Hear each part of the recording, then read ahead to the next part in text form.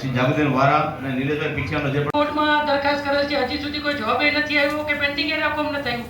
વરસાદના કારણે રાવણભાઈ મુખ્ય રસ્તામાં અત્યારે પેચવર્ક કરવાનું છે. વરસાદ જેવો રોકાશે પછી નવા રોડ ચાલુ કરવામાં આવશે. સાહેબ ડેપ્યુટી મેયર સાહેબ, હાલની તકે સીસી રોડ ચાલુ છે, આપણે કદાચ ખ્યાલ નહીં હોય. કાનૂન સ્થાયી સમિતિ દ્વારા મંજૂર નક્કી કરવામાં આવેલ કામો સંદર્ભ ગ્રાન્ટ નક્કી કરવા સુધારો કરવા છતાં કમેન્ટ સંપર્ક વેપાર થાય ગમે ગ્રાન્ટ હોય ઘણીવાર એવું થાય ઉદ્ઘાટન કરી નાખીએ આપણે બધાય. આમાં એવા કેટલા બધા કામ છે 500 કરોડના કામના ઉદ્ઘાટન સરકારે ગ્રાન્ટ જ નથી આપી.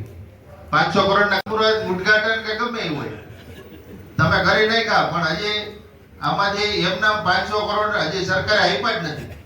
ઉલટાના 117 કરોડ હજી વપરાણા નથી આપ્યા એમાં. કેમ વિકાસ ધ્યાનમાં નથી આવ્યો છે આપણી અંદર આપણે જે તે સમયે જોડાવી લેશે. તમારા ધ્યાને હોય તો મૂકજો, એ જોડાવી લેશે. ભાઈ આ બોર્ડમાં જોડાવી લેશે કે આવતા હોય તો માણસો ના અહીં મળ્યો છે લલિતભાઈ બહુ બધી સમજ લલિત આવશે ખેતી કરીએ એમાં વેરો આપી દીધો આવશે પાણીનો, તો એ પણ એક મુદ્દો છે કે પાણી ના ચાલુ ત્યાં સુધી એના પૈસા આપણે ના ઉમેરીએ.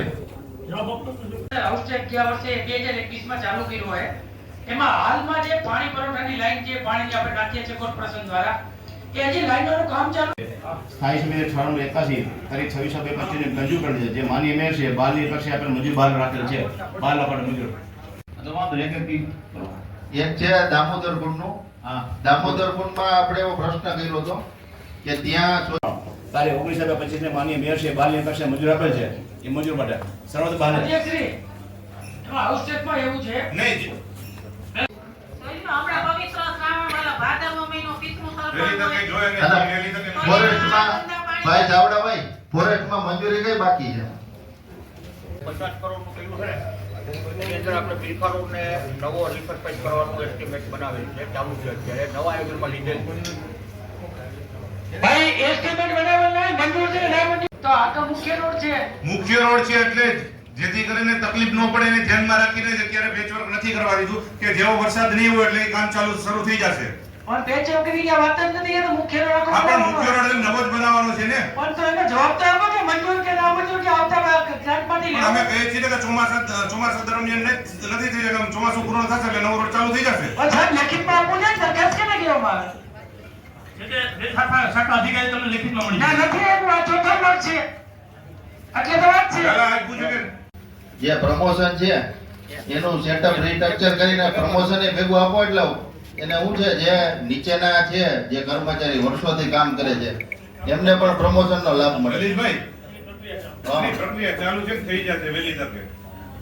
એટલે એ ઘાસચારો આપવામાં આવે છે. એમાં દર મહિને અથવા દર 15 દિવસે ક્રોસ વેરિફિકેશન પણ થાય છે.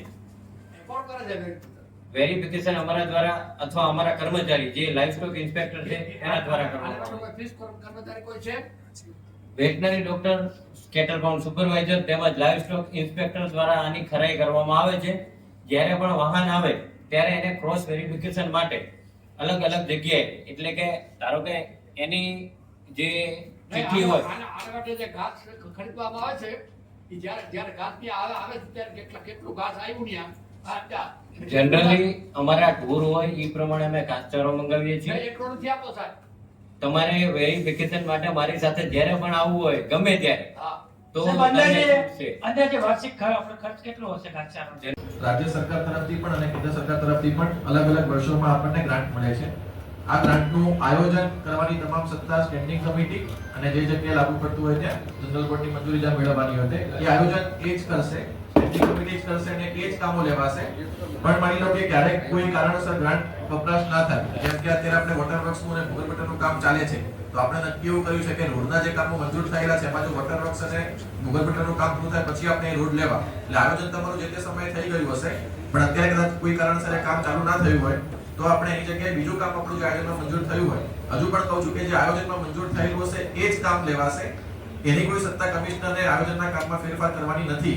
આ ફક્ત માની લો કે ક્યારેક આપણી પાસે વધારે ગ્રાન્ટ ઉપલબ્ધ હોય અને સરકારનો આપણે ગ્રાન્ટ પાછી ના મોકલવી પડે એના માટે આપણે ગ્રાન્ટ બીજી જગ્યાએથી આપણે વાપરી શકીએ. ઘણીવાર કેવું હોય છે કે નવી સ્કીમ પણ આવતી હોય, નવા તબક્કાઓ પણ આવતા હોય. ધારો કે કોઈ સેન્ટ્રલ ગવર્નમેન્ટની પણ સ્કીમ આવે અને માની લો કે આપણે આયોજનમાં લીધેલું એક કામ આપણે જો એ સ્કીમમાંથી થઈ શકતું હોય તો આપણે એ સ્કીમમાં કરવા માટેની મંજૂરી આપણે માંગીએ છીએ. અને ફરીથી હું કહું છું કે આયોજનમાં ફેરફાર કરવાની સત્તા જી લલિતભાઈ. આજે જુનાગઢ મહાનગરપાલિકાનું જનરલ બોર્ડ મળેલ હતું, જેમાં વિપક્ષ દ્વારા અનેકો પ્રશ્ન શાસક પક્ષને ઘેરવામાં આવેલા હતા. એમાં ખાસ કરીને જે રખડતા ભટકતા ઢોર છે તે મહાનગરપાલિકા દ્વારા યોગ્ય એની રાખ રખાવ ન કરવામાં આવતો અને યોગ્ય જેને નીણ પૂરો છે એ આપવામાં નથી આવતો. એ બાબતે રજૂઆત કરી હતી અને ઘણા બધા જે ઢોર છે એ રોજ 3 થી 4 મૃત્યુ થાય છે. એમાં વેટરનરી ડોક્ટર દ્વારા એવું કહેવામાં આવ્યું કે ભાઈ જે જન્મું છે એનું મૃત્યુ નક્કી છે. તો ભાઈ તું જન્મું છે એનું મૃત્યુ નક્કી છે પણ તમે મારો એનું શું? એ બાબતે જવાબ રજૂ કરવાને બદલે આવી જે ભાષા વાપરે છે અધિકારી દ્વારા એ શરમજનક છે. અને બોર્ડમાં અમે એને ઉગ્ર રજૂઆત કરી અને આવા શબ્દ પ્રયોગ ન કરવા માટે પણ કઠોર ટીકા કરી હતી. અને ત્યારબાદ આપણે જે શાસક પક્ષ છે એને પણ કીધું હતું કે તમારા જે આવા અધિકારી છે એમને પણ થોડીક શરમ આવવી જોઈએ, કારણ કે તમે જે હિન્દુ ધર્મમાં એક જે પવિત્ર પશુ ગણાય ગાય માતા, જેને માતાનો દરજ્જો મળ્યો છે, એ બાબતે જો આવા કઠોર શબ્દ વાપરવા એ ખૂબ જ દુઃખદ છે. અને ત્યારબાદ આપણે જોઈએ કે અગ્નિકાંડ થયો હતો. અગ્નિકાંડમાં પણ મહાનગરપાલિકાની બેદરકારીના હિસાબે 3 લોકોના મૃત્યુ થયા હતા. ત્યારબાદ બિલ્ડિંગ પડ્યું હતું કડિયાવડમાં, એમાં પણ 2 થી 3 લોકોના આકસ્મિક આપણે જોઈએ કે એ પડ્યું અને મૃત્યુ થયા. તો આના જવાબદાર તો મહાનગરપાલિકા જ છે. આવી બેદરકારી રાખે, ઉપરથી આવા શબ્દ પ્રયોગ કરે કે ભાઈ તો જે જીવે એ જેનો જન્મ થાય એનું મૃત્યુ નક્કી, એ તો બધાને ખબર છે. પણ આવા શબ્દ પ્રયોગ ગાય માતા માટે કરવા એ ખરેખર ખૂબ દુઃખદ છે. અધિકારીને આ છાજે નહીં અને શાસક પક્ષ છે એ અધિકારીઓ ઉપર કોઈ લગામ નથી, એને હિસાબે અધિકારીઓ પણ બેફામ થઈ ગયા છે. ખરેખર આવા શબ્દ પ્રયોગો ના કરવા જોઈએ. અને એમાં ખાસ ગાય માતા માટે કે જેને આપણે માં ગણીએ છીએ, એટલે આ અધિકારી ઉપર પણ કાયદેસરના આગળ પણ પગલાં લેવા જોઈએ, જેથી કરી કોઈ પણ જે અધિકારી હોય આ રીતના નિવેદનો, અને એ પણ ચાલુ જે જનરલ બોર્ડ હોય, સાધારણ સભા હોય, એમાં આવા શબ્દ પ્રયોગો ના કરવા જોઈએ. રખડતા જે ગૌવંશનો પ્રશ્ન છે તેના ધ્યાને લઈ અને જુનાગઢ જિલ્લાની અને મહાનગરની ગૌશાળાઓમાં આપણા ગૌવંશને રાખીએ છીએ.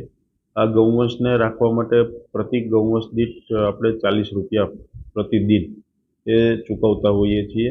પરંતુ જુનાગઢ જિલ્લાની ગૌશાળાઓમાં પણ હાલ કેપેસિટી જે ગૌવંશ રાખવાની જે મર્યાદા હોય છે પૂર્ણ થઈ ગયેલ હોય, જેને જુનાગઢ મહાનગરપાલિકાના ધ્યાને આવતા જુનાગઢ મહાનગરપાલિકા દ્વારા પણ એક ગૌશાળા બનાવવાની કામગીરી શરૂ કરવામાં આવી છે.